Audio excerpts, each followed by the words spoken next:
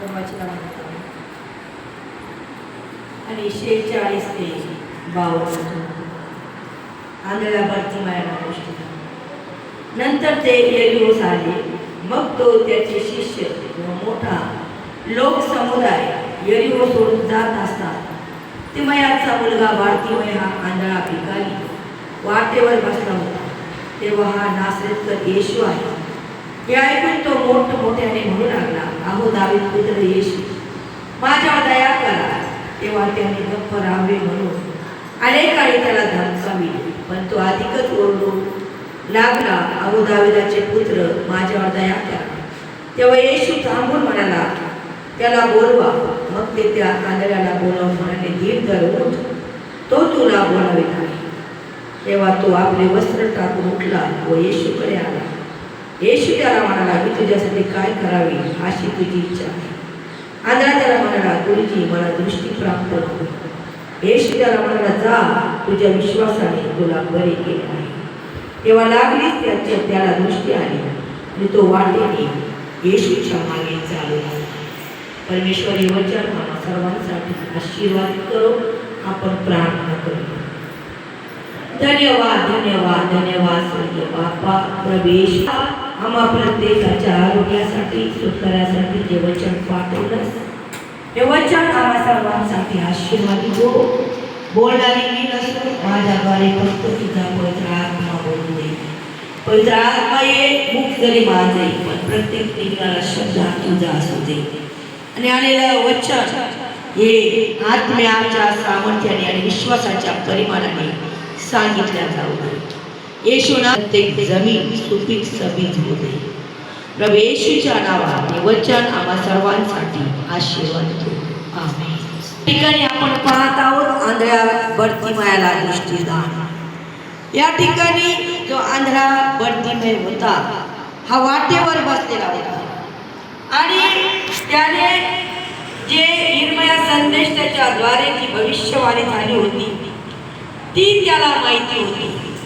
आपण पाहतो यिर्मया 23:5 मध्ये भविष्यवाणी केली आणि म्हणून पित्याने अगोदरच प्रभू येशू ख्रिस्त हा जगातल्या लोकांना सोडवण्यासाठी येणारे, त्यांना तारण्यासाठी येणारे, आणि म्हणून ही भविष्यवाणी पित्याने अगोदरच यिर्मया संदेष्टाच्या द्वारे केली होती आणि ती भविष्यवाणी त्यांनी ऐकली होती आणि त्याने त्या वाणीवर विश्वास ठेवलेला होता. आणि म्हणून ज्या वेळेस आंधळा बार्तिमय तो रस्त्यावर भीक मागत बसला असताना, तो वाटेवर भीक मागत होता, त्यावेळेस काय केलं त्याने हाक मारली. कारण आपण पाहतो यिर्मया 33:3 काय सांगते, तू मला हाक मार म्हणजे मी तुला ठाऊक अशा गुप्त गहन गोष्टी प्रकट कर. ज्यावेळेस आम्ही स्वर्गीय पित्याला प्रभू येशूच्या नावात हाक मारतो त्यावेळेस देव काय करतो, आम्हाला उत्तर देतो. आणि आमच्या जीवनामध्ये ज्या आम्हाला ठाऊक नाही अशा गुप्त आणि गहन गोष्टी आहेत त्या तो प्रकट करतो. कारण वचनात लिहिलेले की उघडकीस येईल असं काही झाकलं जाणार नाही. तर प्रभू येशू समोर प्रत्येक गोष्ट उघड होणार आहे, न्यायाच्या दिवशी पण होणार आहे. आणि म्हणून या ठिकाणी वचन आम्हाला सांगतंय की ज्या वेळेस आंधळ्या बार्तिमयाने प्रभू येशूला हाक मारली, त्याने त्याची दया मागितली, त्यावेळेस काय झालेलं आहे, त्याला उत्तर मिळालेलं आहे. कारण यिर्मया 33:3 मध्ये काय, तू मला हाक मार म्हणजे मी तुला काय करत उत्तर देईन. आणि म्हणून जर आंधळा बार्तिमयाने हाक नसती मारली, जर तो आंधळा असताना त्याने प्रभू येशूचा आवाज जर ओळखला नसता आणि यिर्मया संदेष्टाच्या द्वारे जी भविष्यवाणी आलेली होती यिर्मया 23:5 मध्ये जर ती त्याच्या कानी पडली नसती तर येशू त्याच्याजवळून जात आहे तरी त्याला हे कळलं नसतं. आणि म्हणून आज तुम्हाला आणि मला पित्याने काय केले, प्रभू येशूच्या द्वारे आम्हाला प्रत्येकाला जागृत केले, कोणालाही अंधकारात ठेवलेलं नाही. यासाठी की आम्ही प्रत्येकाने काय करायला पाहिजे, प्रभू येशूच्या नावाने धावा करायला पाहिजे. कारण वचनात दिले, जो कोणी परमेश्वराच्या नावाने धावा करणार आहे, जो आहे तो तरला झाला. आणि म्हणून आज आम्हाला तारण पाहिजे, आम्हाला प्रत्येक व्याधीतून सुटकारा पाहिजे. आणि म्हणून या ठिकाणी ज्या वेळेस आंध्रा बर्तनबाईने परमेश्वराला हाक मारली, त्याची दया मागितली, त्यावेळेस जरी लोकांनी त्याला गप्प केलं, शिष्यांनी गप्प केलं, पण त्याची हाक कुठं गेली होती? येशूपर्यंत गेली होती. त्या हाकेला कोणी थांबवू शकलं का? नाही. जगातले लोक, कुठली परिस्थिती, ज्यावेळेस आम्ही परमेश्वराला हाक मारतो, ज्यावेळेस आम्ही येशूला हाक मारतो, आमची परिस्थिती, आमची गरज, या जगातले लोक आमच्या हाकेला थांबवू शकत नाही. आणि म्हणून आम्ही जी हाक मारत आहोत ती हाक आम्ही विश्वासाने मारली पाहिजे. कारण या ठिकाणी त्यांनी विश्वासाने हाक मारलेली आहे, त्याने येशूवर विश्वास केलेला आहे. आणि म्हणून प्रभू येशूने काय केले? त्याला जवळ बोलवलेलं आहे. आणि जवळ बोलवलं. आणि का बोलवलं प्रभू येशूने? कारण येशूला जगातल्या लोकांना दाखवायचं होतं की हा जरी आज भिकारी आहे, पण ज्यावेळेस हा माझ्याकडे येणार आहे त्यावेळेस त्याच्या हातात ही जी भीक मागण्याची वाटी होती ती राहणार नाही. तो जोडणा त्याच्याजवळ राहणार नाहीये, तर तो येशूच्या मागे चालणार आहे. आणि म्हणून प्रभू येशूने काय केलेले? प्रभू येशूने त्याला बोलवले. आणि त्यावेळेस प्रभू येशू त्या ठिकाणी थांबून म्हणाला, बोलवा. मग त्याच्या आंधळ्याला बोलून म्हणाले, धीर धर, उठ, तो तुला बोलावित आहे. तेव्हा तो आपले वस्त्र टाकून उठला व येशूकडे आला. येशू त्याला म्हणाला की तुझ्यासाठी काय करावे अशी तुझी इच्छा आहे? आंधळा त्याला म्हणाला, गुरुजी, मला दृष्टी प्राप्त व्हावी. ज्यावेळेस तो प्रभू येशूकडे आला, तो जोडणा घेऊन आला नाही. त्याने काय केले? त्याने ऐकले की येशूने मला बोलवले. शिष्य म्हटले, धीर धर, उठ. आणि शिष्याने त्याला काय केलेलं? धैर्य दिलेलं आहे. आणि त्याने धैर्याने तो उठलेला आहे, त्या परिस्थितीतून उठलेला आहे, त्या भिकारी अवस्थेतून तो उठलेला आहे. आणि त्याने तिथं त्याचे जे भीक मागायचे वस्त्र होते त्या ठिकाणी वचनात आम्ही बघत आहोत की त्याने ते फेकून दिलेले आहे. आणि म्हणून आम्ही पाहतो की प्रभू येशूने त्याला त्याची इच्छा विचारली की मी तुझ्यासाठी काय करावं. त्यावेळेस तो काय म्हटला की मला दृष्टी यावी. आणि मग ज्यावेळेस त्याने आपली इच्छा प्रगट केली त्यावेळेस प्रभू येशूने काय केले? त्याला दृष्टी दिलेली आहे. आणि म्हणून या ठिकाणी आम्ही पाहत आहोत की यशायाचा 60वा अध्याय आणि पहिलं आणि दुसरं वचन आम्ही जर वाचलं, उठ प्रकाशमान हो, प्रकाश तुझ्याकडे आलेला आहे. परमेश्वराचं तेज तुझवर उदय पावले आहे.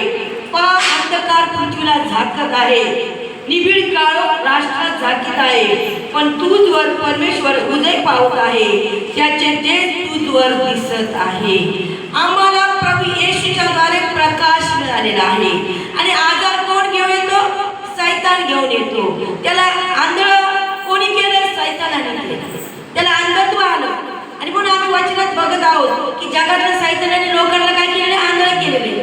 म्हणून त्यांना खरा देव कळत नाही, त्यांना ख्रिस्त कळत नाहीये. आणि म्हणून त्यांचं जीवन अंधकारात नाही. आम्ही पाहतो ज्या लोकांच्या जीवनात ख्रिस्त नाहीये, ज्या लोकांनी वचनाला स्वीकारलं नाहीये, ते लोक अनेक परिस्थितीमध्ये आम्हाला दिसतात, अनेक दुःखात, संकटात, अरिष्टात, सैतानाच्या ताब्यात आम्हाला ते दिसतात.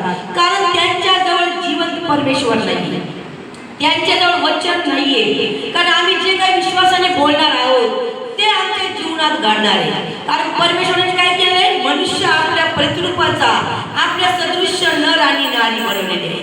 आम्ही पाहतो परमेश्वराने शब्दाने सगळं काय बनवलेले, पण मनुष्याला त्याने शब्दाने बनवले का? नाही. त्याने दुधाला देखील शब्दाने बनवलेले. पण तुम्हाला आणि मला परमेश्वराने मातीचा चिखल घेऊन, मातीचा चिखल करून त्याने काय केलंय? तुमच्या आणि माझ्या जीवनामध्ये जीवनाचा श्वास फुंकलेला आहे. आणि म्हणून देव तुमच्या आणि माझ्यावर प्रेम करतो. कारण आमच्यामध्ये जो आत्मा आहे तो परमेश्वराचा आहे आणि तो पवित्र आत्मा आहे.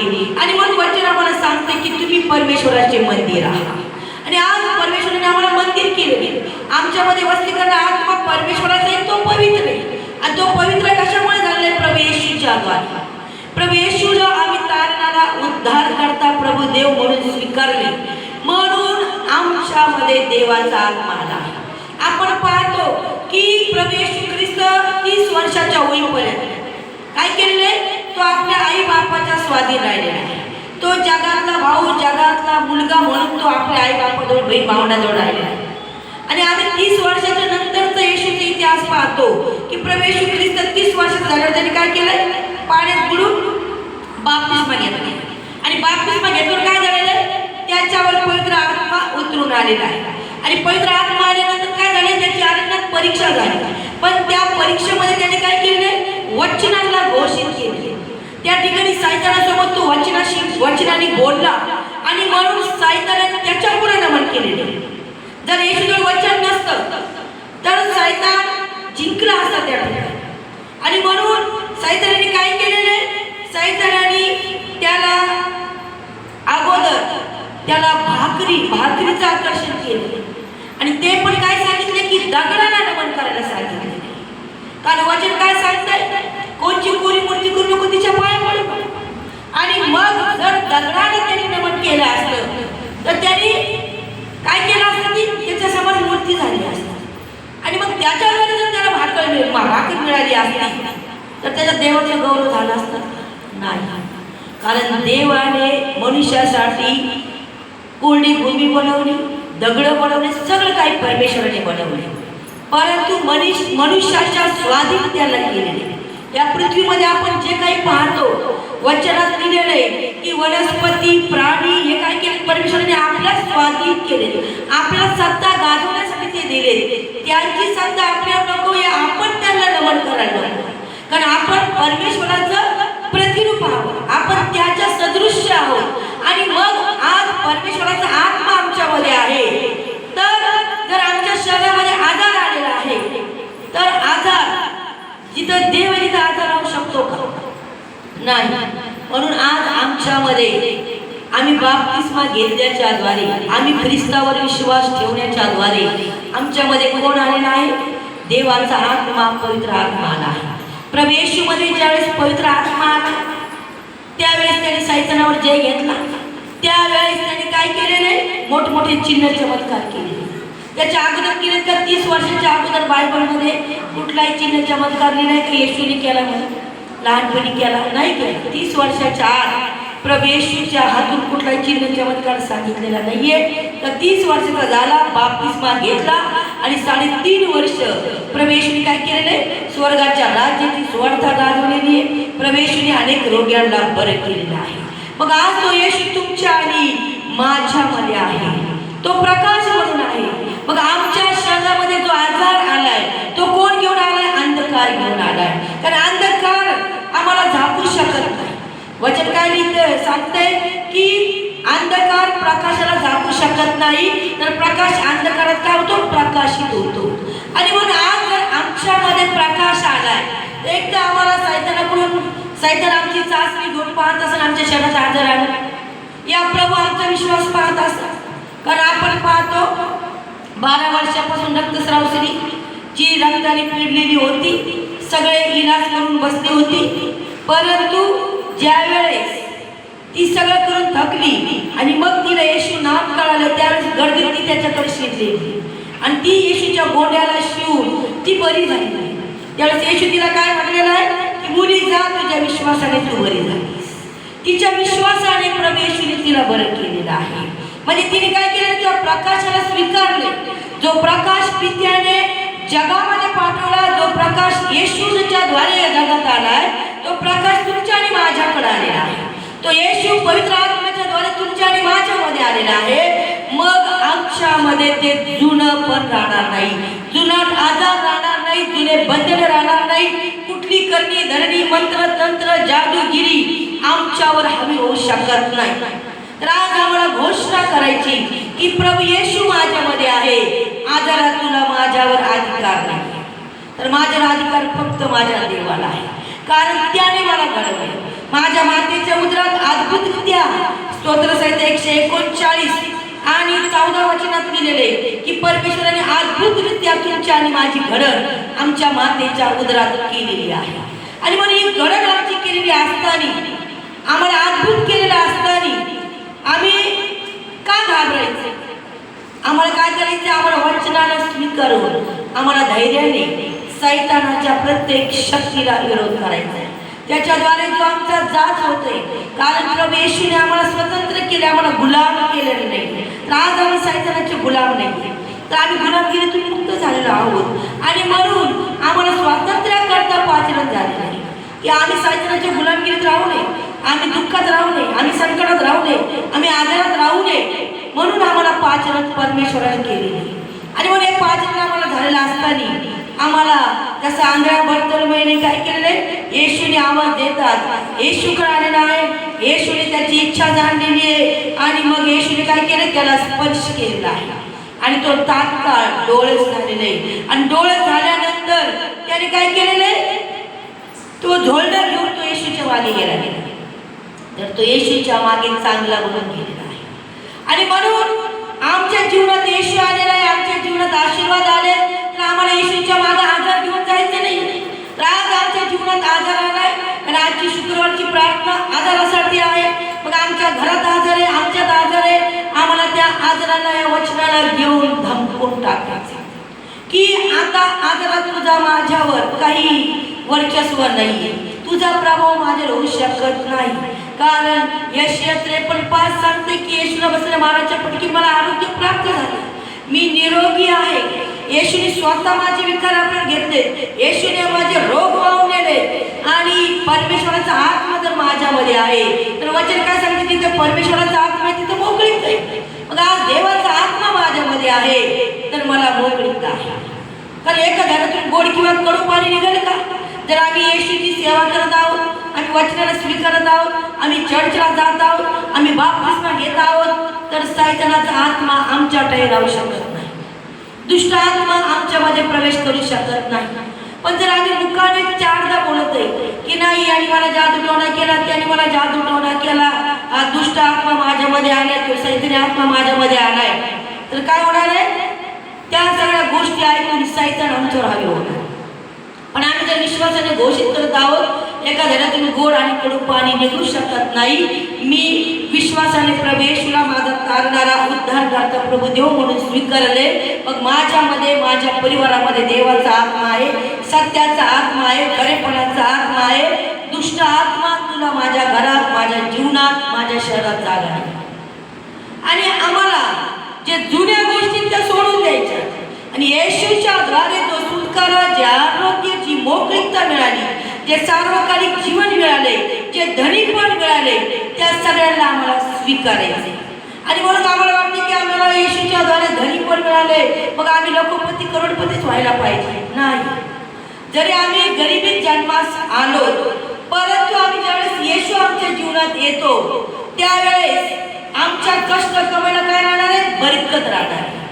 आम्ही लाचार राहणार नाही, आम्ही कर्जबाजारीत राहणार नाहीये, आम्ही मुसलमानात राहणार नाहीये, तर आम्ही खाऊन पिऊन काय होणार आहे, तृप्त राहणार आहोत. आमच्या कष्ट कमाईला, अन्नधान्याला, टोपली परतीला बरकत राहणार आहे. कारण प्रभू येशू काय म्हणतो, मी तुला बरकत देणारा परमेश्वर आहे.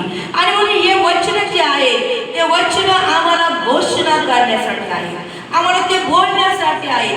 ज्यावेळेस आम्ही ते बोलणार आहोत, आम्ही मनातल्या मनात बोलणार आहोत, तर सैतान काय करणार आहे, अजून जास्त फायदा घेणार आहे. आम्ही जर मुख उघडून बोलणार आहोत, मुख उघडून बोलल्यावर आम्ही विश्वासाने आणि धैर्याने काय करत आहोत, बोलत आहोत. आणि धैर्याने बोलल्यानंतर काय होणार आहे, तो सैतान पळून जाणार. आणि म्हणून आम्हाला, कारण परमेश्वराने वचन सांगते की भित्रेपणाचं नाही, तर आम्हाला सामर्थ्याचा आत्मा दिलेला आहे. आणि म्हणून आमच्यामध्ये सामर्थ्याचा आत्मा आहे. त्या सामर्थ्याविषयी आम्हाला आमच्या शहरातल्या रोगाला धमकवायचे. आमच्या शहरात जेवढे आजार आलेले आहेत, या येणार असतील, या लपून बसलेले असतील, प्रभू येशूच्या नावात रोज त्यांना आमच्या शहरातून हाकलून लावायचं, घोषणा करायची की माझ्यामध्ये देवाचा आत्मा आहे, पवित्र आत्मा आहे. आजार सैतानातून आहे, कारण चोर आला चोरी, घात व नाश करण्यासाठी, पण येशू कशासाठी आलाय, जीवन देण्यासाठी. मग तो येशू आमच्या जीवनात आला, तो आम्हाला मारण्यासाठी आलाय नाही, आम्हाला जीवन देण्यासाठी आलाय. म्हणून आम्ही आजाराने मारणार नाही, आम्ही अकाली मारणार नाही, आम्ही ॲक्सिडेंटनी मारणार नाही, या कोणी आमच्यावर जादूटोणे केल्याने आम्ही मरणार नाही, तर आम्ही जगणार. आणि आम्हाला रोज ही घोषणा करायची, मी मरणार नाही तर मी जगणार, आणि मी माझ्या परमेश्वराच्या अद्भुत कृत्याचं वर्णन करणार. ज्यावेळेस आम्ही घोषणा करणार आहोत, ज्यावेळेस आम्ही आमच्या मुखाने वचनाला घोषित करणार आहोत त्यावेळेस आमच्यातले सगळे बंधन आपोआप गळून पडणार आणि प्रभू येशूचा सामर्थ्याचा आत्मा पवित्र आत्मा जो आम्हाला आरोग्य देणार आहे, जो आम्हाला सुटकारा देणार आहे, तो पवित्र आत्मा आमच्या जीवनात, आमच्या शरीरातून, आमच्या समस्यांमधून तो काम करणार आहे, तो फिरणार आहे. आणि ज्यावेळेस तो फिरू लागल त्यावेळेस जसे आंधळे पाहू लागतात, मुके बोलू लागतात, बहिरे ऐकू लागतात, तसंच आमच्या शरीरातले प्रत्येक प्रॉब्लेम येऊन जाणार. आमच्या नसा बंद असल्या त्या मोकळ्या होणार आहेत. आमचे हाड, मांस, पेशी, स्नायूचे आजार असले ते सगळे नाहीसे होणार आहेत. कारण आमचं शरीर त्या परमेश्वराने बनवलेलं आहे आणि आम्ही आमच्या शरीराला देखील आज्ञा करणं गरजेचं आहे. आमच्या शरीराला देखील बोलणं गरजेचं आहे. आमच्यामध्ये ज्या पेशी आहेत, आमच्यामध्ये जे हाडे आहेत, कारण आम्ही पाहतो एकेकाला परमेश्वरने काय सांगितलंय, शुष्क अस्थिला संदेश द्यायला सांगितलं. जर ते संदेश दिला नसता तर त्या शुष्क अस्थिला सजीव झाले असते का? नाही. आम्हाला वचनावर समजून येते की संदेश महत्वाचा आहे, वचन महत्वाचं आहे. शुष्क अस्थिला जर वचन बोलल्यावर त्या सजीव होऊन तिथं सैन्य उभा राहते, तर आमच्या देहामध्ये जे आजार घेऊन सैतान आलाय, आम्हाला देखील आमच्या देहाला बोलायचंय. आम्हाला त्या आजाराला बोलायचंय की तू माझ्या शरीरात राहू शकत नाही, तुला माझ्या जीवनावर अधिकार नाहीये. कारण माझा 100% विश्वास जो आहे तो डॉक्टरवर नाही, मेडिसिनवर नाही, तर मला जो निर्माण करता परमेश्वर आहे, ज्याचं नाव प्रभू येशू ख्रिस्त आहे, त्याच्यावर माझा विश्वास आहे. ज्यावेळेस आम्ही विश्वासाने ही घोषणा करणार आहोत आणि आमच्या शरीरातल्या प्रत्येक व्याधीला आम्ही धमकावणार आहोत, आमच्या रक्तामधून, आमच्या पेशीमधून, आमच्या हाड, मांस, आमचा मेंदू ज्या कुठं आम्हाला वाटते त्याच्यातून आम्ही जर त्याला हाकलत आहोत, दटावत आहोत, तर तो निघून जाणार. ज्याप्रमाणे हा आंधळा बर्तनमय त्याला डोळे जाणार आणि तो येशूच्या मागे चालणार, तसं आम्ही येशूच्या मागे चालणार आहोत. येशूच्या मागे आम्ही ज्यावेळेस चालणार आहोत त्यावेळेस दुष्ट आमच्यावर अटॅक करू शकणार नाही. आणि म्हणून आम्हाला प्रत्येक क्षणाला वचनाला घोषित करायचंय, वचनाला स्वीकारायचंय. आणि यिर्मया संदेशाचं वचन त्या आंधळ्या बर्तनमेनी स्वीकारलेलं होतं, त्यांनी ऐकलेलं होतं. आणि म्हणून येशू त्याच्या जवळून जात असताना त्याने काय केलं, येशूची वाणी ऐकून त्याने काय म्हटलंय, तर आहो दाविदाचे पुत्र मजवर दया करा. आणि यशया संदेष्टा, यिर्मया संदेष्टामध्ये लिहिलेले की दाविदाचा राजा तो येणार आहे आणि तो आपल्या लोकांना सोडवणार आहे. आणि म्हणून आज आम्हाला कळालेले की येशूच्या द्वारे आम्हाला आरोग्य, सुटकारा आहे, सार्वकालिक जीवन आहे. त्यावेळेस आम्ही स्वीकारून आम्ही त्याची घोषणा करणं गरजेचं आहे.